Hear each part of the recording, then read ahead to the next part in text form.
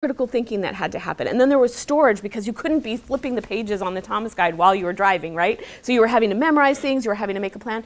Now, when you just punch something into your GPS and trust it to tell you, that's that reliance, it creates less complexity and you are thinking less deeply. You'll hear this, I would imagine many of the faculty here at Cal Southern have experienced this, where individuals now have kind of profoundly huge bibliographies, but maybe have not thought very deeply critically because we don't wrestle with information in the same way and with the same depth that we used to.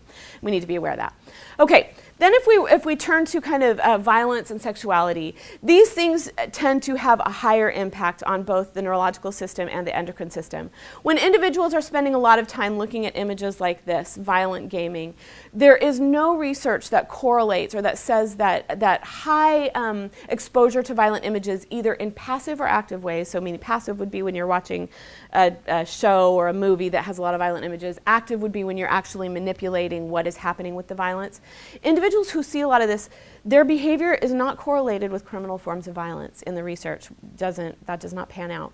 What does pan out is that individuals who are seeing and experiencing these high forms of violent stimulation, which is releasing all kinds of adrenaline, all kinds of cortisol, so like cortisol, which is kind of bathing the system in the stress hormone.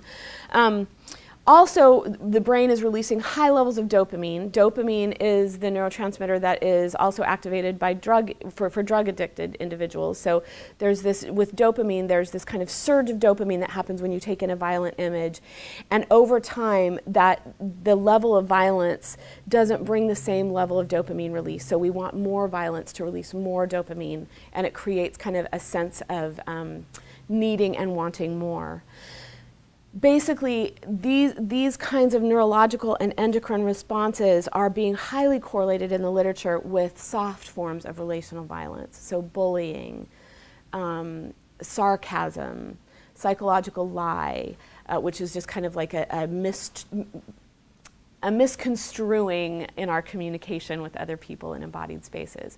So high correlation between viewing violence and these soft forms of relational violence that do not, if you are the recipient of cyberbullying or any form of bullying, do not feel soft in any way.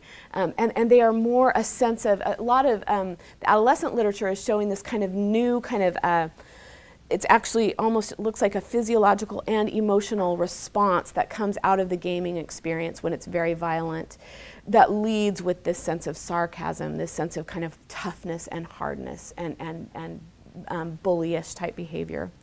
Similarly with highly sexualized images, especially